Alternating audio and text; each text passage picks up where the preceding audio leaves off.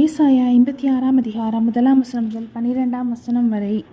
கர்த்தர் சொல்கிறார், நீங்கள் நியாயத்தை கைக்கொண்டு நீதியை செய்யுங்கள். என் ரட்சிப்பு வரவும் என் நீதி வெளிப்படவும் சமீபமாயிருக்கிறது.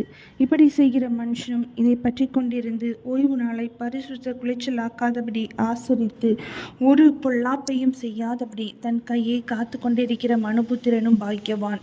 கர்த்தரை இசைந்த அந்நிய புத்திரன். கர்த்தர் என்னை தம்முடைய ஜனத்தை விட்டு முற்றிலும் பிரித்து போடுவார் என்று சொல்லானாக. அன்னகனும் இதோ நான் பட்ட மரம் என்று சொல்லானாக.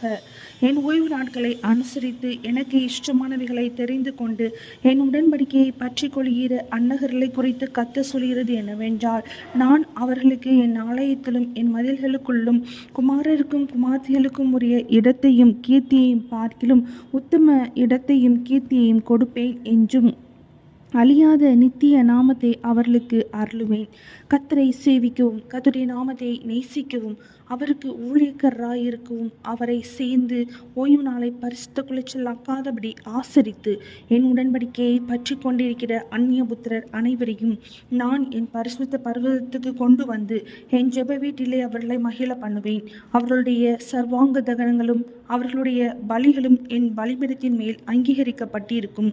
என்னுடைய வீடு சகல ஜனங்களுக்கும் ஜெப வீடு எனப்படும்.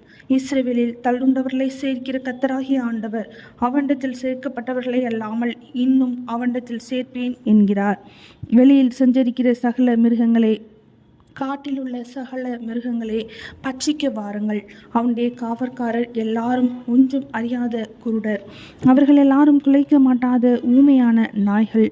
தூக்க மயக்கமாய் புலம்புகிறவர்கள், படுத்து கொள்ளுகிறவர்கள், நித்திரை பிரிய திருப்தி அடையாமல் இருக்கும் பெருவயிற்று நாய்கள், பகுத்தறிவில்லாத மேய்ப்பர். அவர்களில் ஒவ்வொருவனும் தன் தன் வழியையும் அவனவன் தன் தன் மூலையில் இருந்து தன் தன் பொலிவையும் நோக்கி கொண்டிருக்கிறான்.